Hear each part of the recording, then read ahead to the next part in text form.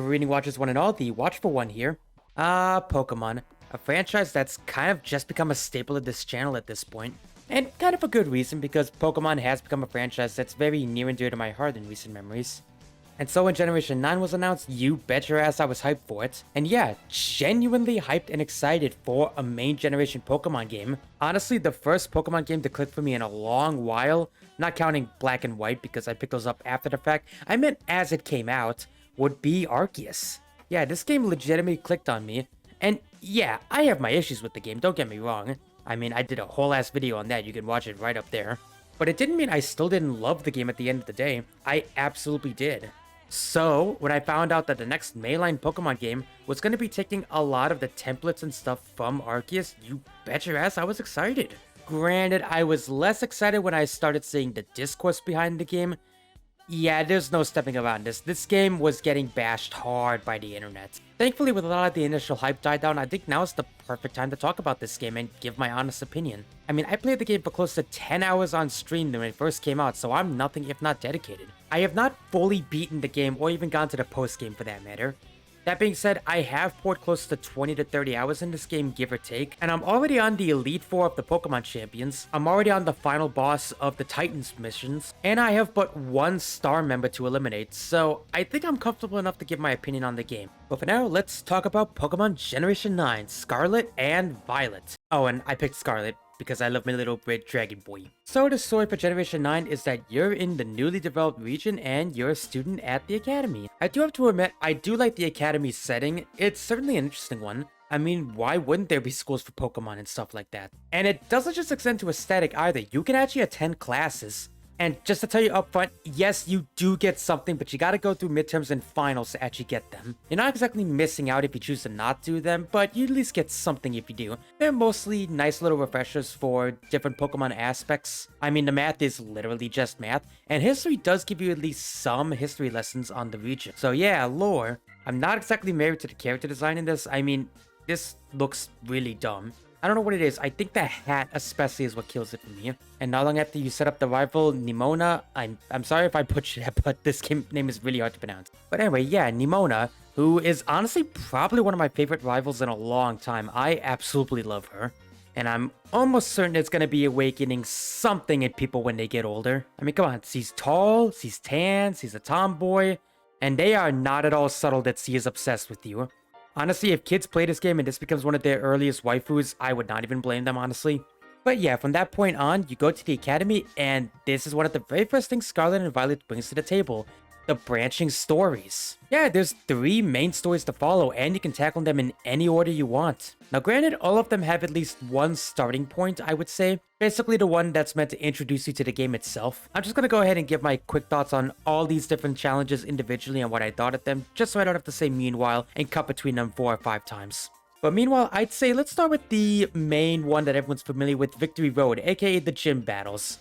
It's definitely Pokemon at its most safest in this game, I would say. I mean, if you've played literally any Pokemon game, you should know how this works. You go to the different gyms, take them out, and of course the new form also provides some variety. Oh yeah, I should probably mention that before I continue. There is this new game's not Mega Evolution, Testralizing. It's essentially your Pokemon becomes crystally and can even take on new forms. It's certainly interesting, honestly. I actually kinda like it. So first of all, there is of course the gym challenges you have to face, but they're not the standard gym challenges you would expect. Well, most of them anyway. For example, in the Cordano gym, you have to roll this giant olive seed around. And you can take the long way around and not fight anyone in this labyrinth. However, you can also fight them and get a shortcut. They were bug-type trainers, so it was actually pretty easy since I picked Fuecoco. But still, I like the variety, and I like that they're not just standard gauntlets of gym battles. Again, for the most part, most of them do still devolve into giant gym battles. But some of them don't have gym battles at all, like Artisan. For the grass gym battle, for example, you only have to find 10 sunflowers, and then just return them. It is actually adorable to see them run after you. Not as adorable when they drop in frames. We'll get to that. Just purely on the gym challenges, I'd say Glacido's gym, the ice gym, is probably my favorite. It's literally just a snowboarding minigame, and it's a lot of fun. Although if we're talking strictly gym leaders, my favorite is definitely the electric gym leader. I mean, there's no easy way to say it, so I'm just gonna say it. Ino is a fucking VTuber. She is a VTuber incarnate. She's like if Garagura and Iron Mouse had a baby, and that baby became a Poke streamer. She's got the sharp teeth and she's energetic as hell. And I fucking love her. Then you get to the battle itself, and again, when it comes to terrestrialization, they also had a bit of a wrinkle. Like, okay, just as an example, getting back to the bug gym from early on, her last Pokemon is a Teddiursa, but it Terra types into a bug. So Teddiursa becomes a bug type, and I kind of like that. I think that's interesting. It loses some mystique when you realize the final one may not match what's expected, but then Terra types into what you expect. So the mystique of, oh, what's this gonna Terra type into is kind of lost after like the third or fourth gym. That being said, it doesn't change the fact that it's still a lot of fun. As are honestly the rest of the gyms. Honestly, I'm struggling to find any down points throughout the entire gym battles. I heard so many stories about Montenevera's gym battle, the ghost gym leader, mostly from Ed, who absolutely hated her, and honestly, I don't know what he's talking about. I fucking love her. I love all of these gym leaders, honestly. They're interesting and fun. Even the normal gym leader, who's just Ben Stein incarnate, I love. And the water gym leader, this guy's literally just my dad. He's literally just my daddy. Oh wait, no, that came out wrong. He's my dad. He's like my dad, okay? Honestly, I guess if I had to pick the lowest point, I guess the Psychic gym isn't anything to write home about, which sucks because Psychic's one of my favorite typings. But she does have a Gardevoir on her team, so she gets some points. Next are the Titans, and it was one of the very first ones I tried because it intrigued me. Giant versions of Pokemon just roaming around, and each of them with a new types exclusive to this region. I had to give it a try. And this giant crab was a very good first impression, if I'm being honest. Like, these things are just roaming around and you have to actually find them and then declare battle with them. Believe me, they look big and intimidating, but they're not that bad, trust me. Especially if you have the right typing against whatever you're combating. That being said, I would say the Titan battles are the most deceptively easy. Sure, they start off very easy, but trust me, by the time you get to the Dragon Titan, you are gonna be hurting. That is something I've noticed. I wouldn't say this game is hard or impossible. I mean, it's Pokemon. I wasn't expecting it to be hard. I will say that I did at least have a good challenge with a good portion of these. I would say Tatsuguri, the false dragon, gave me like the most trouble, if I'm being honest.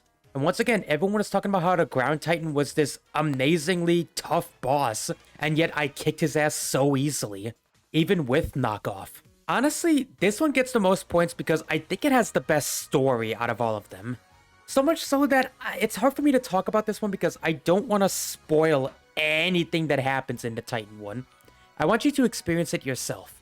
All I'll say is that if you've ever had a sick animal in your life, then you are gonna cry. But what I can't talk about is the battle themselves, and yeah, they're intimidating, but when you actually figure things out, they're piss easy. Especially if you have the right starter to go with them. Honestly, the only one that I found the hardest was, ironically enough, the very last Titan, Tatsuguri. And that's mostly because they are level 57 apparently. That is insanely high. And like, if you want to tackle the Titans, I would say do the first three, do Cloth, Bombird, and Earthworm, then grind a little bit, then go after Great Tusk. And then grind a little bit more before you take on Tatsuguri, because everyone talks about how Tatsuguri is one of the hardest. And yeah, I can't even fault them, because it really is. But I kept playing it because it gives you a lot of great story. And then there's the Star Team battles, the very last one you encounter, and probably my least favorite if I'm being honest. And like, I don't hate it in concept, I like the idea of like each rival being its own separate gym battle essentially. Because let's be honest, it really does feel like you're taking on the rivals. Whereas in the other games, I mean, let's be honest, you kind of destroy their plans accidentally. A part of me just wishes the actual battles themselves were as interesting because, I'm gonna be honest, they're not. Okay, so I guess I should talk about Star Team in general, and they're probably in the middle for my favorite rivals. They're not the absolute best like Rainbow Team Rocket, but they're also nowhere near as bad as Team Shout. And also, they're probably one of the first rival teams that is straight up sympathetic. Like, no joke, the team was apparently started just because they were bullied. Yeah, I'm not even joking, apparently the school you're at had a huge bully problem early on, and this was their way of fighting the bullies essentially. I actually like that. I like that the rivals are actually given a fair bit of development. I mean, they all wear helmets, and each of the teams don't even have, like, different color-coordinated outfits. Or if they did, I definitely didn't notice it enough. Only the main leaders of them are the ones that have the biggest outfit change. And also the Pokemon they use, but come on, I wanted some more outfit differences. Also, their fucking catchphrase can die in a fire, hasta la vista, I cringed just saying that. But hey, that's not a big deal as long as the battles themselves are good, right? Well, I mean, the battles are fine. Well, I mean, the main boss battles are anyway. But the main gimmick of the Star Squad is, I guess they want to introduce you to the Go mechanic in this game. Yeah, that's something new they introduced. It's called the Go system, where essentially you could send your Pokemon out and fight random Pokemon in the world for some extra XP. Which, just talking about that command, I love that. It makes grinding a non-issue, honestly. All you have to do is find a good area with a lot of Pokemon that are around, send out your Pokemon as long as it's a good type or a good level, and they do the rest and give you a lot of XP. The only downside is that they don't evolve or learn new moves when they level up this way. You can still make them learn moves they've forgotten manually just in case, so it's not like they're lost forever, but evolutions will be stuck at where they are if you don't do it manually, so keep that in mind. But I still like this mechanic because it makes grinding a non-issue now. But did we really need a whole gym battle to show this mechanic off? Because that's how the battles go. You have to send out Pokemon that are a good typing against the gym you're going after. Like, just as an example, going after the Firestar team member, you would need water types mostly to take care of them. And as long as your top 3 team members are water types, you'll wipe the floor with them. And if you don't have that, well, then your Pokemon are gonna get hurt. And even then, there are vending machines to heal your Pokemon completely, so it's not too big of an issue. Honestly, the only time these were fun were during the final boss battle, where each of them literally have a giant motorcade. I mean, look at this thing. I love it. And it's apparently a Pokemon controlling this thing. That's nuts to me. But ultimately, if you've got the right typing and you're a good enough level, things shouldn't be too hard for them. Honestly, the only thing that gave me a lot of trouble was the car itself. But that being said, the reason why this is still my second favorite despite the fact of everything else is that I like the development of Team Star. It's not amazing, mind you, but these characters are so interesting, I love them. Not to mention, I like that each area gives you your own thing to help you develop as a gym leader. And it just depends on what you want to prioritize the most in this game, because the gym battles give you different levels to control your Pokemon with, the Star Team members give you money and materials if you need a boost in that, and the Titan ones upgrade your big Durgan motorcycle. Oh yeah, I should probably mention that. You also get this giant Durgan motorcycle as your mount. They're essentially all the mounts in Arceus combined into one Pokemon. Now at first, your mount doesn't seem that interesting because all it can really do is transport you around slightly faster. But the more Titans you do, it can start running super fast, it can glide, it can swim, it can even climb up stiff mountains. Basically, once you do all the Titans, nothing is stopping you from exploring this giant world. And yeah, this world is giant. It's the first time Pokemon's gone completely open world. I guess technically you can say Arceus went open world, but even then, it was more like how Monster Hunter is an open world. It's not so much one giant open world, but more like several smaller open worlds you can join. This one is one giant humongous world to explore. And I love that you've given all this variety and all this place to explore and look for. You can do whatever you want, the world is your oyster. Even if the pearl itself is a little cracked. Yeah, let's finally talk about that, there's no getting around it. This game is clunky as fuck. There was apparently a large day 1 patch and a lot of the issues still persist in this. So I don't know if this is a game engine problem or if this is a limitations on the Switch problem. A part of me 100% believes that it's a problem with the Switch itself. I mean, let's not step around this. Arceus had these exact same issues. The only difference is there's a lot more people, the world is a lot more bigger, and there's a lot more Pokemon. So yeah, of course the problems are going to seem bigger by comparison. But there are no bigger issues than what I had with Arceus, honestly. That being said, I fully acknowledge, yeah, this game's rough in a lot of places. My god, the frame rate on these Pokemon and these people sometimes. Like, the draw distance is insane. The further you get away, the lower the frame rate, and the closer you get, the higher the frame rate. I get why they did this. It was so that they could have such a big world on such a small system, but it does not negate any of the problems with that. Don't get me wrong. And yeah, I'm aware the game becomes especially glitchy when you're having fun with friends. Oh yeah, that's another thing they added in. This is the first game to have online multiplayer. I'll be honest, I was worried when it was first announced because, I mean, this could have easily gone the route of Genshin Impact where it was just, they were allowed to join you but you can't progress through the story or anything like that. But thank God they actually learned from Genshin Impact's mistakes.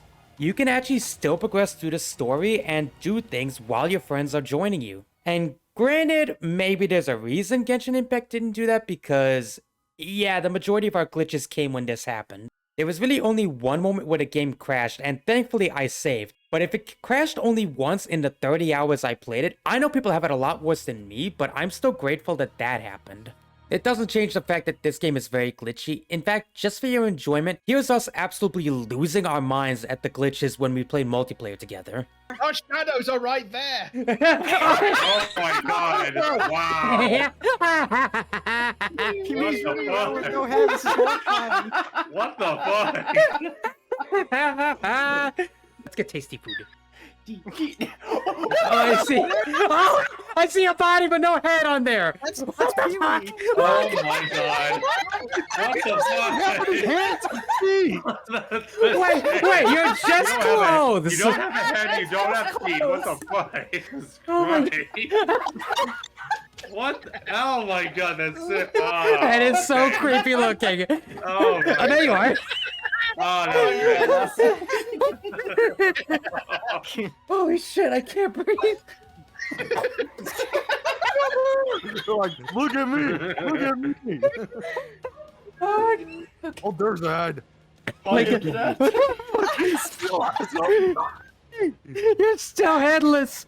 Oh my god. Okay, there we go. Now you're normal. Oh, there he is.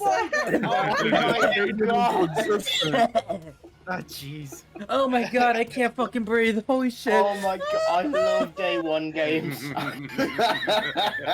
out of 10, best Pokemon game ever.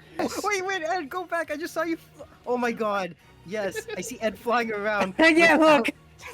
What the Look at his fuck? shadow. Look at his shadow. Wait, I saw you. Look. What the fuck? Ed. What the fuck?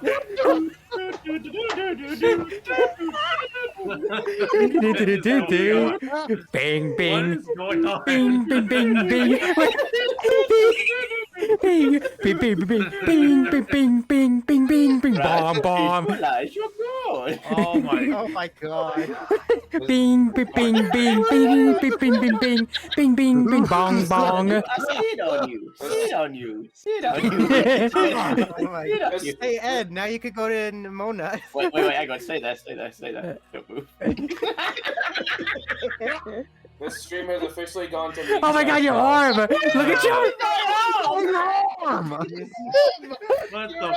This is fingers. What is with his fingers? What the fuck? Oh my my fucking god! What the fuck happened to his finger? Oh my god, You're Jesus not supposed Christ! to be that way. Hang on.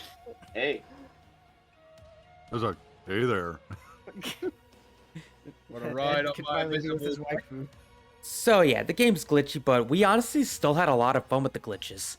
I mean, yeah, it's easy to call this game a buggy, glitchy mess, but if you're still having fun, who cares? And I still had a lot of fun with this game. Call me a goddamn show for Game Freak, Nintendo, or Pokemon, whatever the hell you want. But I'm still acknowledging things that don't work about this game. Yes, the game is glitchy. Yes, the Titans can be piss easy when you know they're typing, but that goes for every Pokemon game.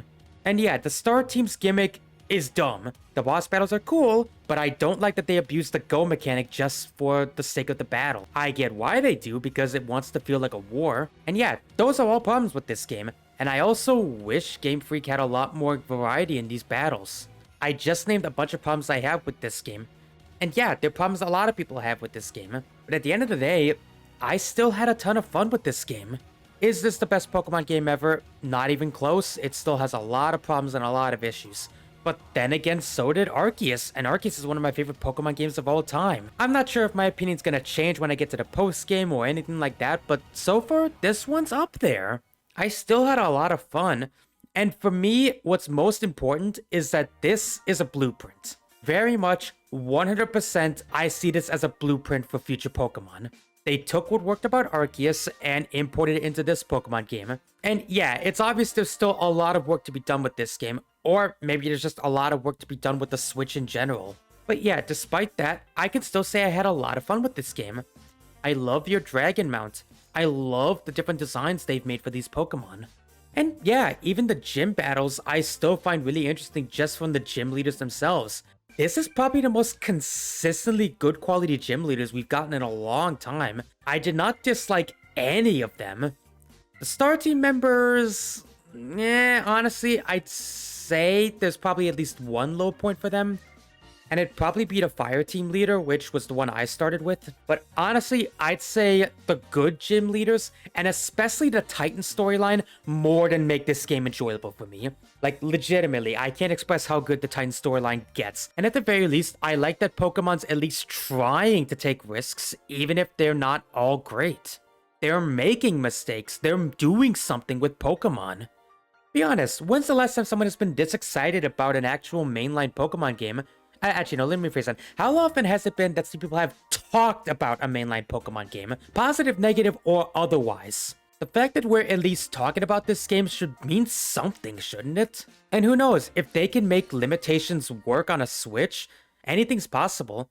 So I'm willing to bet if Nintendo gave Game Freak some time to modify the game and work with it, it probably could run perfectly fine on the Switch eventually.